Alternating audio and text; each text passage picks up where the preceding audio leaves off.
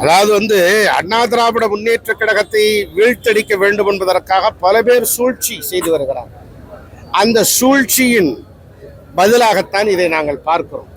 ஆக திராவிட கழகம் ஒரு காலத்திலே பகுத்தறிவு கழகமாக, விழிப்புணர்வு ஏற்படுத்துகிற கழகமாக, தந்தை பெரியாருடைய கொள்கைகளை வென்றெடுக்கக்கூடிய கழகமாக இருந்த திராவிட கழகம் இப்போது திமுகவின் ஊதுகுழலாக மாறிவிட்டது. வேதனை அளிக்கிறது.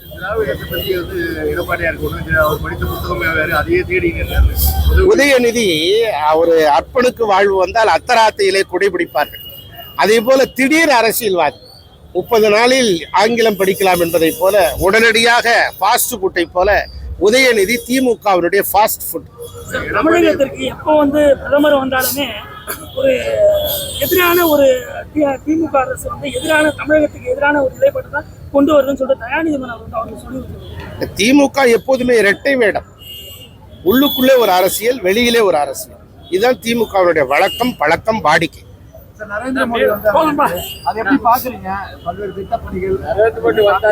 இந்திய பிரதமர் தமிழகத்திற்கு வருகை தருகிற போது இயற்கை வேளாண் அமைப்பினை சந்தித்து உரையாற்றினார்.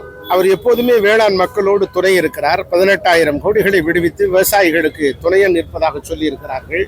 ஆகவே தமிழகத்திற்கு பல்வேறு திட்டங்களை அவர் தர வேண்டும், இன்னும் வழங்க வேண்டும் என்பதான் அண்ணா திராவிட முன்னேற்ற கழகத்தினுடைய எதிர்பார்ப்பு.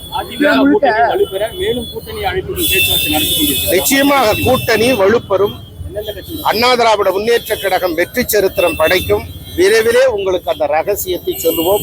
இப்போது சொல்லக்கூடாது. ரகசியம் என்பது யாரிடமும் சொல்லக்கூடாது.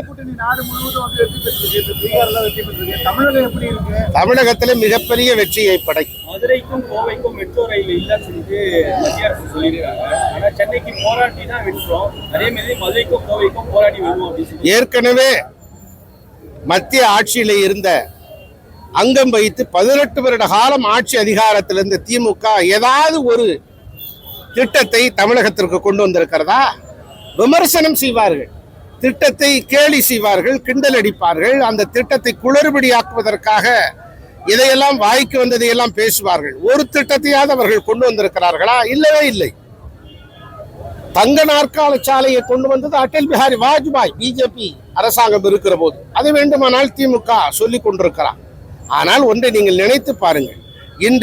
நேற்றைய தினம் பாரத பிரதமர் தமிழகத்திற்கு வருகை தருகிற போது அண்ணா திராவிட முன்னேற்ற கழகத்தினுடைய எதிர்க்கட்சி தலைவர், பொதுச் செயலாளர், வருங்கால முதலமைச்சர் அருமையண்ணன் எடப்பாடியார் மதுரைக்கும் கோவைக்கும் மெட்ரோ ரயில் திட்டம் கொண்டு வரப்பட வேண்டும் என்று கோரிக்கை விடுத்திருக்கிறார். இதுதான் அண்ணா திராவிட முன்னேற்ற கழகம்.